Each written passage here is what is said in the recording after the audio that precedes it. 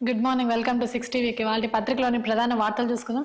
ముందుగా ఈనాడు చూసుకున్నట్లయితే పోలవరానికి జగన్ ద్రోహం క్షమించరాని నేరం. నిన్న సీఎం గా మొదటిసారి పోలవరాన్ని విజిట్ చేసిన చంద్రబాబు అక్కడున్న పరిస్థితులు ఏంటి, పోలవరం ప్రాజెక్ట్ ప్రస్తుతం ఏ స్థితిలో ఉంది అని కూడా ఆయన పరిశీలించారు. సో దాని తర్వాత ఆయన చేసిన కొన్ని కామెంట్స్ మనం ఇక్కడ చూసుకోవచ్చు. చేతకాని వ్యక్తి పాలిస్తే ఏమవుతుందో చెప్పడానికి ఈ ప్రాజెక్టే నిదర్శనం. నిర్మాణానికి 4 ఏళ్లు పడుతుందని అధికారుల మాట. లోతుగా అధ్యయనం చేయాలి. మా కష్టం బూడిదలో పోసిన పన్నీరైంది. ఆవేదన బాధతో వెల్లడించిన ముఖ్యమంత్రి చంద్రబాబు పోలవరం ప్రాజెక్టులో క్షేత్ర స్థాయిలో పరిశీలన.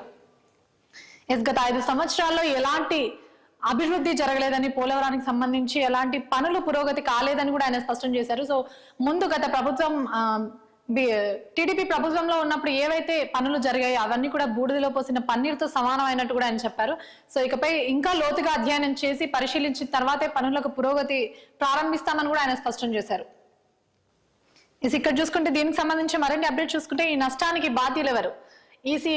ఈఎన్సీ నారాయణ రెడ్డిని నిలదీసిన ముఖ్యమంత్రి, సమాధానం చెప్పలేక నీళ్లు నమిలిన అధికారులు. అమరావతికి సంబంధించి ఇక్కడ ఒక వార్త చూసుకోవచ్చు. ఆకాంక్షల అమరావతి రాజధాని నిర్మాణంలో కొత్త ప్రభుత్వంపై ఎన్నో ఆశలు. జగన్ జమానాలో 5 ఏళ్లుగా పాడుపడ్డ రాజధాని ఆ నష్టాలను భర్తీ చేసి పునర్వైభవం తేవడమే పెద్ద సవాల్. కాలంతో పోటీ పడి పనిచేస్తే రాష్ట్ర అభివృద్ధికి దోహదం.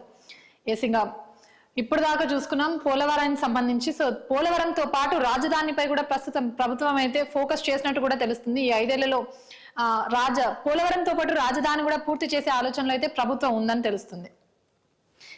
5 ఏళ్ల అగచాట్లకు చెల్లు. ఇంతకాలం అటు చూడనీయలేదు, నడవనీయలేదు. సొంత ఇంటికి వెళ్లాలన్నా చుట్టూ తిరిగెళ్లాల్సి వచ్చేది. దానికి గుర్తింపు కార్డులు చూపించాల్సిన దుస్థితి. తాడేపల్లిలోని జగన్ నివాసం చెంత ఆంక్షలు ఎత్తివేతపై స్థానికుల సంబరం. ఇది వైసీపీ ప్రభుత్వానికి సంబంధించి మరో అవినీతి అని కూడా మనం ఇక్కడ చెప్పుకోవచ్చు. ఆంధ్రజ్యోతిలో ప్రధానంగా చూసుకుంటే ఇక్కడ కూడా పోలవరానికి సంబంధించిన వార్తని మనం ప్రధానంగా చూసుకోవచ్చు. కూడబలుక్కుని కూల్చేశారు జగన్ అధికారుల నిర్వాకం. పోలవరానికి ఆయనే శాపం అంటూ కూడా చంద్రబాబు మరొకసారి అయితే కామెంట్ చేశారు. పోలవరం ప్రాజెక్టు ప్రాంతంలో పర్యటన. కీలక కట్టడాల స్థితిగతులపై ఆవేదన. సమీక్షలో అధికారులపై ఆగ్రహం. జరిగిన నష్టానికి ఎవరు బాధ్యత వహిస్తారు అంటూ ప్రశ్నల వర్షం. సో జగన్ పాలకుడు కాదు, విధ్వంసకుడు. ఇప్పుడు ఎక్కడి నుంచి మొదలు పెట్టాలో కూడా అర్థం కావడం లేదు. జరిగిన విధ్వంసాన్ని ప్రజలకు వివరిస్తాం. ప్రజాభిప్రాయం మేరకు చర్యలు. అక్కడ ఏ మేరకు అవినీతి అక్రమాలు జరిగాయో, పనులు ఏ మేరకు నిలిచిపోయాయో అంటూ కూడా ప్రతి ఒక్కటి ప్రజలకు వివరిస్తామంటూ కూడా ఆయన స్పష్టం చేశారు.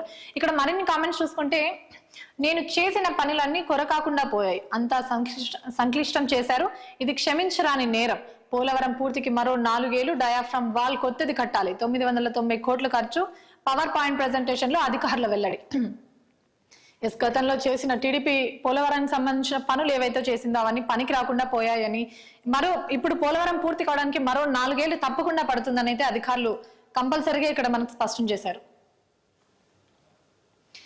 ఇక్కడ చూసుకుంటే రిషికొండకు సంబంధించిన వార్త మనం నిన్నటి నుంచి చూసుకుంటున్నాం. ఏదైతే జగన్ ప్యాలెస్ అంటూ ఒక వార్త బయటకు వచ్చిందో, సో సోకులకే 120 కోట్లు. ఆ పనులన్నీ సమీప బంధువు సుప్రియారెడ్డికి. ఐటీ సలహాదారు శ్రీనాథ్ రెడ్డి భార్య సుప్రియ. జగన్ బెంగళూరు, హైదరాబాద్ ప్యాలెస్ లకు అందాలు దిద్దింది ఈమె. వైసీపీ అధికారంలోకి వచ్చాక సొంత కంపెనీ. తొలుత తాడేపల్లి, తర్వాత రిషికొండ పనులు. సో పాంథియన్ డిజైన్లు పేరిట ఇంటీరియర్ డిజైన్లు, ప్రభుత్వ టూరిజం ప్రాజెక్టులన్నీ ఆమె కంపెనీకే ప్రతిపాదన ఇచ్చారు. బంధువు అనేది అర్హత. సో 100కు అయ్యే పనికి 1000 రూపాయలు ఖర్చు చేశారు అంటూ కూడా ఇక్కడ మనకి వార్త చూసుకోవచ్చు. నీళ్ళల్లో 100 కోట్ల ప్రజాధనం ఖర్చు చేశారు. ప్యాలెస్ పై పూటకో పాట.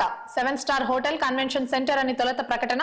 పర్యాటక భవనమేనని నాడు రోజా గుడివాడ వ్యాఖ్యలు. ప్రారంభం తర్వాత మాట మార్పు. తెరపైకి కమిటీ. సీఎం క్యాంప్ ఆఫీస్ కు అడిగితే ఇచ్చేస్తామని వెల్లడి. ఇప్పుడేమో ప్రధాని రాష్ట్రపతి వస కోసమని బకాయింపులు. దీనికి సంబంధించి మరిన్ని అప్డేట్ పాయింట్స్ కూడా మనం ఇక్కడ చూసుకోవచ్చు. కోడెల చేస్తే తప్పు, జగన్ చేస్తే ఒప్ప. మాజీ సీఎం పైన ఫర్నిచర్ దొంగతనం కేసు పెట్టాలి అంటూ టీడీపీ నేతలు డిమాండ్ చేశారు. సో వైసీపీ సమర్థనల పైన ఆగ్రహం. అప్పట్లో ఉమ్మడి assembly furniture Kodela camp office లో ప్రభుత్వం మారాక దాన్ని తీసుకెళ్లాలని లేఖ, ధర చెల్లిస్తానని లెటర్, ఆ తర్వాత స్పీకర్ కు సమాచారం. వాటన్నిటినీ పక్కన పెట్టి మాజీ స్పీకర్ పై దొంగతనం కేసు పెట్టిన వైసీపీ ప్రభుత్వం. కోడెల చేస్తే తప్ప, వైసీపీ అధినేత జగన్ చేస్తే తప్పు లేదా అంటూ కూడా టీడీపీ వర్గం నుంచి అయితే మనకి ప్రశ్నల వర్షం అయితే కనిపిస్తుంది.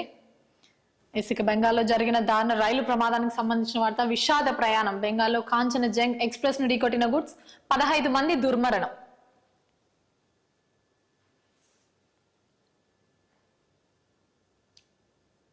ఇక సాక్షిలో చూసుకుంటే ఇప్పటి వరకు మనం చంద్రబాబు పర్యటన పోలవరం పర్యటనకి సంబంధించి చంద్రబాబు వైపు నుండే మనం కామెంట్స్ విన్నాం. ఇప్పుడు వైసీపీ నుండి కూడా మనం కొన్ని కామెంట్స్ అయితే చూసుకోవచ్చు. జీవనాడి సాక్షిగా నిజాలు గోదాట్లోకి.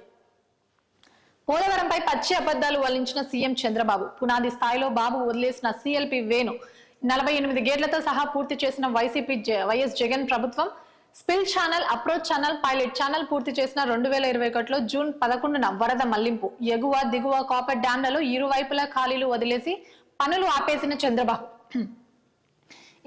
ఇక్కడ చూసుకుంటే ఇప్పటి వరకు మనం చూసుకున్నట్లయితే చంద్రబాబు కామెంట్స్ అయితే చూసుకున్నాం. గత 5 సంవత్సరాల్లో పోలవరానికి సంబంధించి ఎటువంటి అభివృద్ధి జరగలేదు అని చెప్పి. సో ఇక్కడ చూసుకుంటే 5 సంవత్సరాలలోనే ఏదైతే చంద్రబాబు వదిలేసిన పనులు ఏవైతే ఉన్నాయో వాటిని ముందుకు నడిపించింది వైసీపీ ప్రభుత్వమే అని కూడా మనం ఇక్కడ చూసుకోవచ్చు. ఇక మరోసారి పశ్చిమ బెంగాల్ కి సంబంధించి ఘోర రోడ్డు ప్రమాదం వార్త చూసుకోవచ్చు. ఎక్స్ప్రెస్ నుండి కొట్టిన గూడ్స్ రైలు పట్టాలు తప్పిన కాంచనజంగ్ కోచ్లు. 9 మంది దుర్మరణం, 41 మందికి గాయాలు. ఇక రిషికొండ భవనం ఏదైతే ఉందో దానికి సంబంధించి వైసీపీ తరపు నుంచి కూడా మనం ఇప్పుడు కామెంట్స్ చూసుకోవచ్చు. అద్భుత భవనాలపై అగ్లి ఏడుపు. 700 కోట్లతో నాసిరకంగా తాత్కాలిక సచివాలయం నిర్మించిన టీడీపీ ప్రభుత్వం. రిషికొండలో 400 కోట్లతోని ఐకానిక్ భవనాలు నిర్మించిన వైసీపీ ప్రభుత్వం. సో ప్రభుత్వ స్థలంలో నిర్మించిన ప్రభుత్వ భవనాలు శిథిలమైన హరిత రిసార్ట్ స్థానంలో నూతన భవనాల నిర్మాణం. ఏపీ టూరిజం డెవలప్మెంట్ కార్పొరేషన్ ఆధ్వర్యంలో నిర్మాణం. ప్రపంచ పర్యాటకులను ఆకర్షించేలా 5 స్టార్ వసతులతో నిర్మాణం. విశాఖ నుంచి పరిపాలనకు ఈ భవనాలు అనువైనవని తేల్చిన అధికారుల కమిటీ. దీంతో సీఎం నివాసం కార్యాలయానికి అనుకూలంగా కొన్ని మార్పులు. ఆయన సొంత భవనాలంటూ టీడీపీ నేతల గగ్గోలు.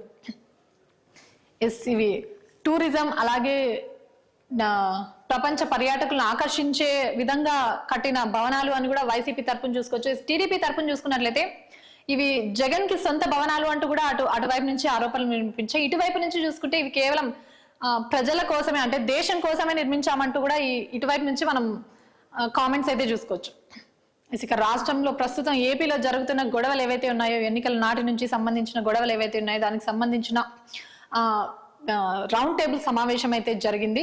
సో ఇక్కడ చూసుకుంటే రాష్ట్రంలో ప్రజాస్వామ్యం కూని. ఎన్నికల అనంతరం యూపీలో మాదిరిగా రాష్ట్రంలో దాడులు, విధ్వంసం సృష్టిస్తున్న కూటమి నేతలు. పేద బడుగు బలహీన వర్గాలే లక్ష్యంగా దాడులతో చెలరేగిపోతున్నారు. ఎన్నికల అనంతరం రాష్ట్రంలో మానవ హక్కుల హననంపై ప్రజా సంఘాల ధ్వజం. గుంటూరులో రౌండ్ టేబుల్ సమావేశం. 5 సభ్యులతో ఎన్నికల హింసా వ్యతిరేక పోరాట సమితి ఏర్పాటు. ఇప్పటికైనా ఏపీలో అలుముకున్న గొడవలు ఏవైతే ఉన్నాయో అవి తగ్గుతాయా అని కూడా ఆశించవచ్చు. సో ఇక్కడ కూడా ప్రధానంగా బెంగాల్ రైలు ప్రమాదానికి సంబంధించిన వార్త. కాంచనజంగా ఎక్స్ప్రెస్ నుండి కొట్టిన గూడ్స్ 15 మంది మృతి, 60 మందికి గాయాలు. సో ఇకపై కూడా మరణాల సంఖ్య పెరిగే ఛాన్స్ ఉందన్నట్టు కూడా అధికారులు అయితే చెప్తున్నారు. ఇక తెలంగాణలో ప్రధానంగా చూసుకుంటే ఈ కరెంట్ కొనుగోలుకు సంబంధించి ఏవైతే అవకతవకలు జరిగాయో దానికి సంబంధించిన ఒక అప్డేట్ మనం ఇక్కడ చూసుకోవచ్చు. ఛత్తీస్గఢ్ కరెంట్ తో 6,000 కోట్ల లాస్. యూనిట్ కు 3.90 చొప్పున ఒప్పందం. అన్ని లెక్కేస్తే యూనిట్ కు 5.64 ఖర్చు. గత బీఆర్ఎస్ సర్కారు అసంబద్ధత నిర్ణయాలతో రాష్ట్ర ఖజానాపై 110 కోట్ల అదనపు భారం. ఆశించిన స్థాయిలో జరగని విద్యుత్ సరఫరా, బకాయిల విషయంలోనూ అస్పష్టతే. జ్యుడిషియల్ ఎంక్వైరీలో తవ్విన కొద్దీ బయటపడుతున్న అక్రమాలు. సర్కారు భూముల చుట్టూ ఫెన్సింగ్. రంగారెడ్డి సంగారెడ్డి జిల్లాలోని విలువైన ల్యాండ్ సంరక్షణకు హెచ్ఎండిఏ నిర్ణయం.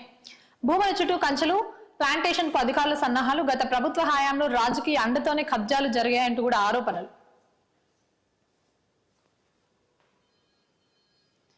ఇక దిశలు చూసుకుంటే ఇక్కడ కూడా బీఆర్ఎస్ కి సంబంధించిన ఒక మేజర్ అప్డేట్ అని కూడా మనం చూసుకోవచ్చు. ఇక బహుజన బీఆర్ఎస్ దళితులు బీసీలను ఆకట్టుకునే వ్యూహం. సంస్థాగతంగా సమూల ప్రక్షాళనకు ప్లాన్. వరుస విజయాలు అపవిజయాలను కూడా చెప్పుకోవచ్చు. చూసిన బీఆర్ఎస్ పార్టీ ఏదైతే ఉందో ప్రస్తుతం పార్టీలో కీలక మార్పులే జరుగుతున్నాయని కూడా మనం ఇక్కడ చూసుకోవచ్చు. సో రాష్ట్ర కార్యవర్గంలోనూ భారీగా మార్పులు.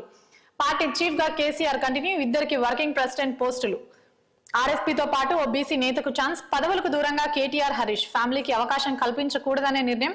ఉద్యమకారులు యూత్ కు ప్రయారిటీ. గ్రామ స్థాయి వరకు కమిటీ వ్యవస్థ పునరుద్ధరణ. అసెంబ్లీ సెషన్ కు ముందే కార్యరూపం. ఇక మేజర్ అప్డేట్ అని కూడా చెప్పుకోవచ్చు మనం.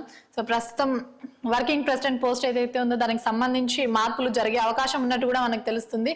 సో ఇక్కడ చూసుకుంటే హరీష్ రావు నిన్న కొన్ని కామెంట్స్ చేశారు. పక్క రాష్ట్రాన్ని చూసి నేర్చుకోండి అంటూ కూడా కాంగ్రెస్ ప్రభుత్వంపై ఒక సవాల్ అయితే విసిరారు. ఇచ్చిన హామీలను అమలు చేయండి, పెన్షన్ 4,000 ఇవ్వాల్సింది, జాబ్ క్యాలెండర్ ఎక్కడ, 25,000 పోస్టులతో మెగా డిఎస్సి వేయాలి, పార్టీ మారుతున్నట్లు నాపై దుష్ప్రచారం చేస్తే లీగల్ నోటీస్ ఇస్తా అంటూ కూడా ఆయన ఒక సవాల్ అయితే విసిరారు. దీనికి కౌంటర్ గా మంత్రి శ్రీధర్ బాబు చేసిన కొన్ని కామెంట్స్ ఇక్కడ చూసుకుందాం. ఏపీ ఆలోచనలు తెలంగాణలో ఎందుకు, ఇక్కడి ప్రజల ఆలోచనలను అమలు చేస్తాం. చంద్రబాబు పేరు ప్రస్తావించారంటే హరీష్ రావు పరిస్థితి ఏంటో అర్థమవుతుంది. ఆశా వర్కర్ల గురించి మాట్లాడే హక్కు ఆయనకు లేదు. త్వరలోనే జాబ్ క్యాలెండర్ రిలీజ్ చేస్తాం. శాంతి భద్రతల విషయంలో ప్రభుత్వం సీరియస్ గా ఉంది అంటూ కూడా మంత్రి స్పష్టం అయితే చేశారు. ఇది హరీష్ రావుకు ఒక కౌంటర్ అని కూడా చెప్పుకోవచ్చు. సో ఇవి ఇవాళ పత్రికలోని ప్రధాన వార్తలు. వార్తలోని మరిన్ని విశేషాలు డిబేట్ లో చర్చించే ముందు చిన్న బ్రేక్ తీసుకున్నాం. Stay with us.